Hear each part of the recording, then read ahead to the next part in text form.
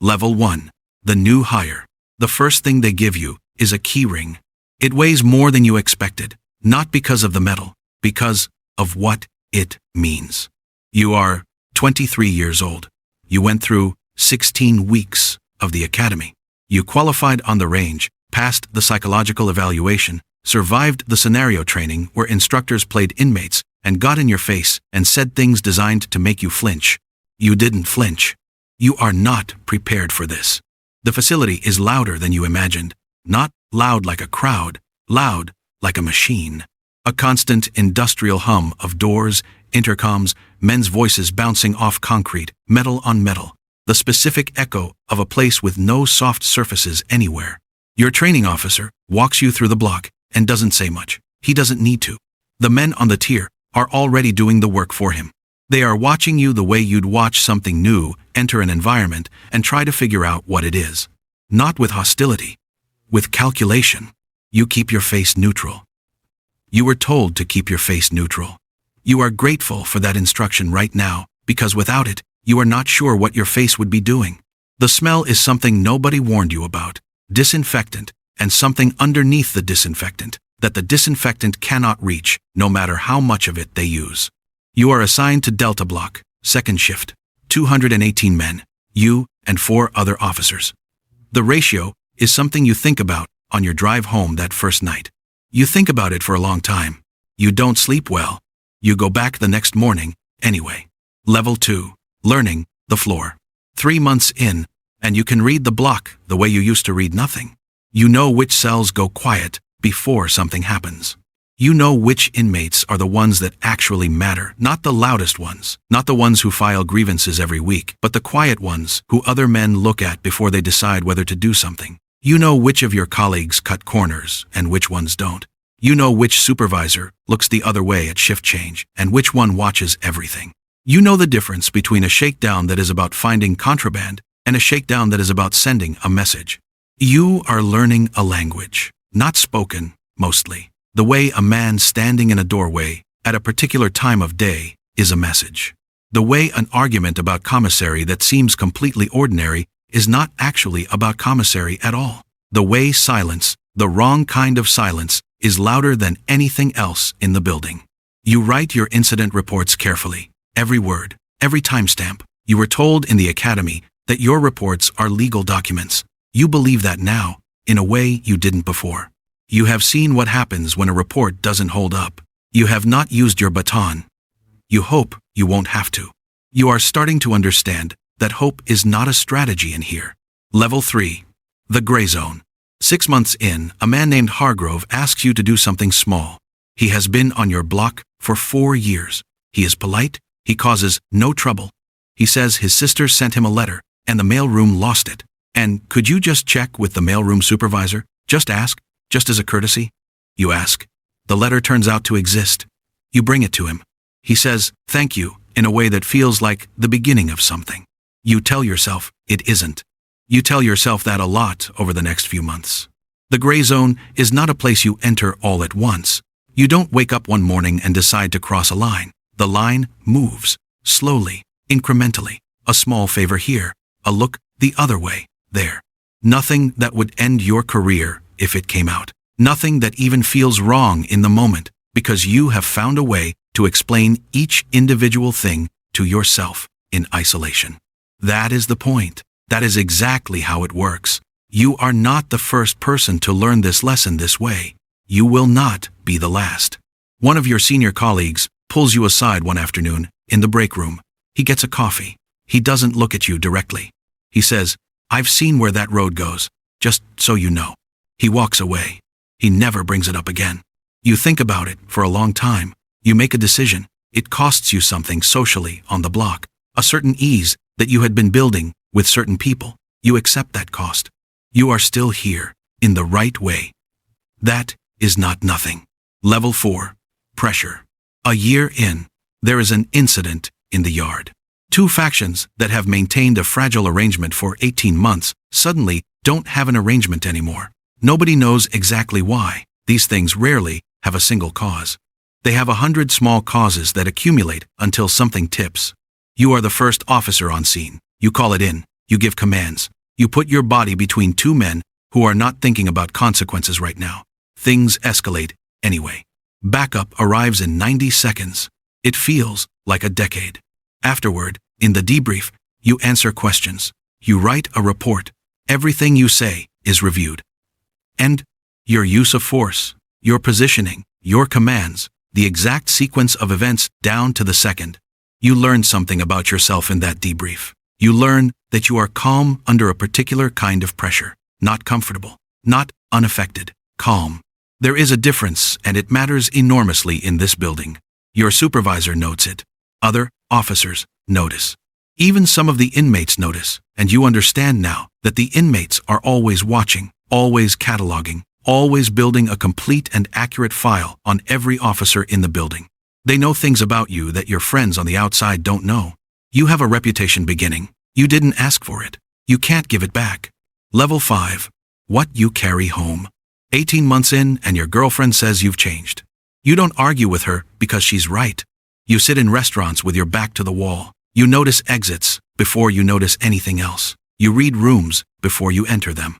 You have developed a constant low-frequency awareness of where everyone around you is and what they're doing, and you cannot turn it off when you leave the facility. You have tried. It doesn't turn off.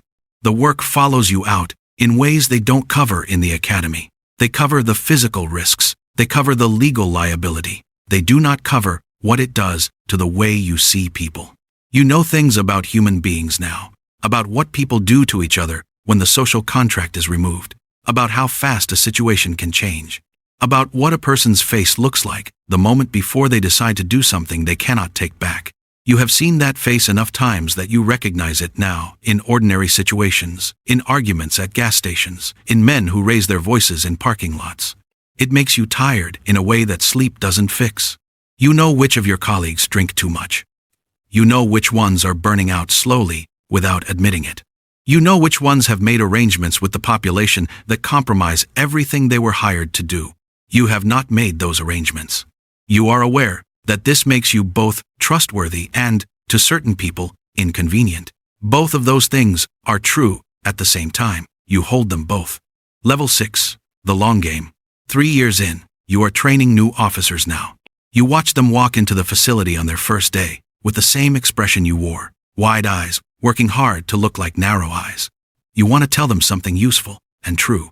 You give them the technical information, the legal framework, the use of force continuum, the documentation protocols that will protect them when something goes wrong, and something will go wrong. You don't tell them about the gray zone because they have to find their own relationship with it. You cannot describe it to someone who hasn't felt the pull of it. Words don't carry it. You have become something more complicated than a guard. You are an ecosystem manager. You know which populations need to be separated and which ones counterintuitively need proximity to maintain a balance that keeps the whole floor from igniting. You know when the pressure in the facility is building towards something and when it is going to release safely on its own. The administration values this. They don't say so directly. They never say anything directly. You see it in which assignments you get and which ones pass you by. The inmates value it too. You are known as fair. In here, fair is not a small thing. Fair is rare enough that men notice it and remember it and pass the information along. Fair is something men will actually respect across every racial and territorial line that otherwise divides this place into its permanent geography. That respect does not make you safe. Nothing makes you safe. But it changes the math in ways you have learned to count on. Level 7. The riot. You feel it the morning of, before anything happens. A specific quality to the quiet. The way certain men won't meet your eyes. Not defiance, avoidance. Like they know something is coming and don't want to be associated with having looked at you right before it did. The block leaders are absent from their usual positions. That is the clearest sign. Those men are never absent without a reason. You radio your supervisor at 8:40 inches the morning. You tell him the temperature is wrong. You tell him specifically what you are observing. You use the language he will respond to. He tells you to do your rounds. You do your rounds. You spend the next 5 hours watching and waiting and radioing updates that get acknowledged and filed and do not change anything about the staffing level on your floor. At 2, 17 inches the afternoon, Delta Block stops being manageable. It starts in the yard and moves inward faster than anyone in the planning meetings ever modeled. Glass, smoke, the specific sound of institutional furniture being used in ways it was not designed for. Men who have been waiting move with a purpose and a coordination that took longer to plan than anyone on the outside will ever fully reconstruct. You follow protocol. You do exactly what you were trained to do. You do not improvise. You account for your people first. You help move 2 injured officers to a secure position. You hold a door for 11 minutes with 1 other officer, while a third gets a medical situation under control on the other side of it. You give information over the radio throughout, locations, numbers, movement patterns. That information, later, in multiple official reports and 1 federal review, is cited as critical to the containment timeline. You are not a hero. That word does not belong in this building. You are a person doing a terrible job under the worst possible conditions, trying to keep people alive, including people who, 20 minutes earlier, were actively trying to hurt you. The riot takes 6 hours to contain. 3 inmates are seriously injured. 1 officer has a broken arm. 2 others are treated for smoke inhalation. The damage to the facility is assessed at over $1 million. You sit in a locker room afterward. The adrenaline is leaving your body, and what it leaves behind is not relief. It is something flatter and harder than relief. Your hands are steady. You don't know what to make of that. Level 8, after 4 years in. The riot was 8 months ago. You have a decision in front of you, a supervisory position, more responsibility, more exposure to the parts of this institution that you have managed, so far, to keep at arm's length. More of everything this place asks of you, and more of everything it takes from you in return. You think about the officer who pulled you aside in your first year. You looked him up recently. He retired after 19 years. His knees are bad. He coaches youth basketball 3 mornings a week. When you found that out, you sat with it for a moment and could not tell if it sounded like salvation or defeat. You think about the man who arrived on your block last month, 21 years old, terrified, underneath a face that is working very hard not to look terrified. You have seen that face before. You know exactly where you saw it. You did not become what you feared you might become in your first year here. That matters to you. You hold on to it. You are not sure it is enough to hold on to, but it is what you have. You accept the promotion. You go back the next morning. The doors close behind you. The keys are heavier than ever. You keep walking. That's the world of a prison guard. From the first keyring to the riot and everything nobody talks about in between. If this video hit different, you know what to do. Subscribe, hit the bell, and drop a comment telling me what world you want to live inside next. Every video on this channel goes somewhere most people never think to look. Don't miss the next one.